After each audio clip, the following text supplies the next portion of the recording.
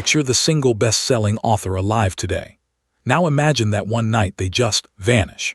Their car is found abandoned on a dark road, headlights still on, their coat left inside, but there's no body, no note, and no trace of them anywhere. The whole country loses its mind. That is exactly what happened in December of 1926 when Agatha Christie, a woman who made her fortune inventing perfect murders and impossible disappearances, pulled off a real one. She vanished for 11 days, triggered the biggest manhunt Britain had ever seen, and to this very day, nobody knows for sure why. The queen of the mystery novel became a mystery no one could solve. In 1926, Agatha Christie was not yet the global legend she'd become, the woman who would go on to sell billions of books and outsell almost everyone but Shakespeare and the Bible. But she was already a rising star. She'd created a fussy little Belgian detective named Hercule Poirot, and she just published a novel with a twist ending so audacious that people are still arguing about whether it was genius or cheating.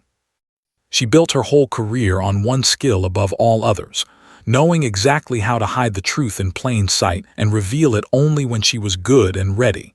Keep that skill in mind. It matters. But behind the success, 1926 was quietly falling apart for her.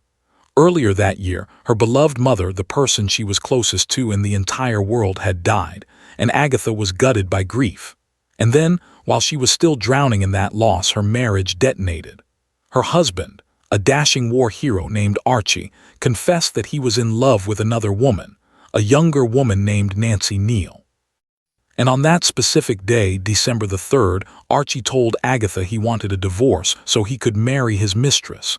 Grief on top of betrayal all at once. Remember that name, by the way, Neal. It's going to come back. That night after the argument, Archie stormed off to spend the weekend with friends and with his mistress. Agatha was left alone in the house with her young daughter, Rosalind. At some point in the late evening, she went upstairs and by all accounts kissed her sleeping daughter goodnight.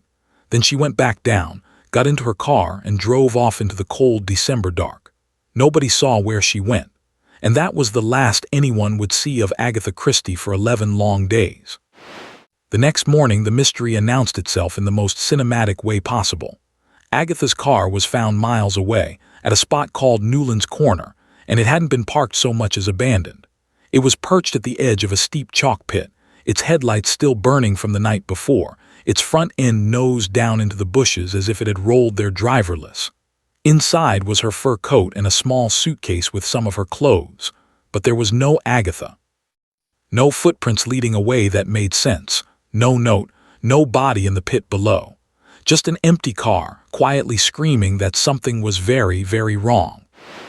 What happened next was unprecedented. The disappearance of the famous mystery writer became a national obsession, and the search for her exploded into the largest manhunt Britain had ever mounted. Thousands of police officers and civilian volunteers fanned out across the countryside on foot. They dragged local ponds and rivers with hooks, fearing the worst. Bloodhounds sniffed the fields. And in a genuinely historic first, airplanes were sent up to scan the landscape from above. One of the earliest times aircraft were ever used in a search like this. An entire nation was combing the earth for one woman, and they were finding absolutely nothing.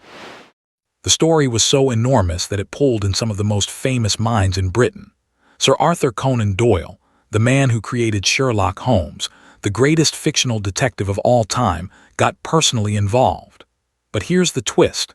Conan Doyle was a devoted believer in the supernatural. So instead of deducing clues like his own detective would, he took one of Agatha's gloves to a spirit medium and asked the spirit world where she was. Meanwhile, another celebrated crime novelist, Dorothy L. Sayers, came out to study the abandoned car scene in person. It was as if the whole world of mystery fiction had been sucked into a real mystery it couldn't crack. And as the days dragged on with no sign of her, the public mood curdled and turned on one obvious suspect, the husband. Think about it from the outside. Archie Christie had a mistress. He demanded a divorce the very day his wife vanished. He had motive written all over him. Whispers started, then headlines. Had Archie done something to Agatha? Had the war hero murdered his wife to be free of her? The press hounded him mercilessly, camping outside his door. He insisted he was innocent, But an abandoned car and a missing wife made for a very ugly story, and Archie was cast as the villain of it. And then, 11 days after she vanished, the case broke, not in a ditch, not in the chalk pit, but in the last place anyone expected.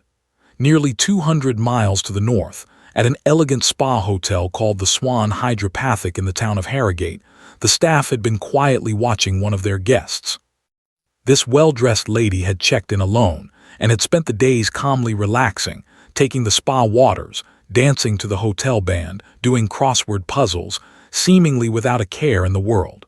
Some of the staff thought she looked an awful lot like the missing woman splashed across every newspaper, and she had signed the register under a curious false name, Mrs. Teresa Neal. That false name is the single strangest, most tantalizing clue in the whole affair, and it's why so many people are convinced this was no accident, because Neal was not a random alias. Neal was the surname of Nancy Neal, the exact woman her husband was having an affair with. Of all the fake names in all the world, the missing Agatha Christie had chosen to hide behind the name of her rival. Was it a coincidence? A subconscious slip from a broken mind? Or was it a message? A deliberate, pointed clue left by a master of clues, aimed squarely at the husband who'd betrayed her? Her husband Archie was summoned to Harrogate to identify her, and the reunion was deeply strange. According to the accounts, when Archie walked into the hotel, Agatha reportedly did not recognize him at all. She is said to have treated her own husband like a stranger, and even, by some reports, introduced him to others as though he were her brother. She claimed she had no memory of who she was or how she'd gotten there. The doctors who examined her concluded she was suffering from a genuine loss of memory, what we'd call a fugue state, a rare condition where extreme stress can make a person forget their own identity and wander off. Case closed officially, but almost nobody was fully satisfied. So what really happened during those 11 days? 100 years on, we're left with 3 big theories and no way to prove any of them. Theory 1, it was real. The grief of losing her mother plus the shock of Archie's betrayal genuinely broke something, and she truly lost her memory and wandered north in a daze. Theory 2, it was a breakdown, not total amnesia, but a mind so overwhelmed it just fled its own life for a while. And theory 3, the juiciest one, it was deliberate. That the woman who plotted perfect crimes for a living staged her own disappearance to punish Archie, to force him back, or to humiliate the man who'd wronged her, using his mistress's name as the knife. The trouble is, all 3 fit the evidence, which is exactly what you'd expect from a mystery she designed. And here is the most maddening, most perfect part of the whole story. Agatha Christie herself never explained it, not to the press, not to her friends, not to history. When she later wrote her autobiography, hundreds of pages about her long, extraordinary life, she left those 11 days out entirely, as if they'd never happened. The one person on earth who knew the true solution to the mystery simply refused to reveal it and took the answer with her to her grave. For a writer whose entire art was the grand final reveal, choosing to never reveal this one might be the most fitting ending imaginable. In the years after, Agatha Christie's life only got bigger. She divorced Archie, married an archaeologist she adored, and went on to become the best-selling novelist in the entire history of the world. She wrote murder after murder, mystery after mystery, always building to that satisfying moment where the detective gathers everyone in the room and finally reveals the truth. But there was one case she never solved for us, her own. The queen of the whodunit became the greatest whodunit of all, and she made absolutely sure that this was the one mystery that would never, ever get its final chapter. If you love a true story that refuses to give up its ending, subscribe. We've got a whole world of them. See you in the next one.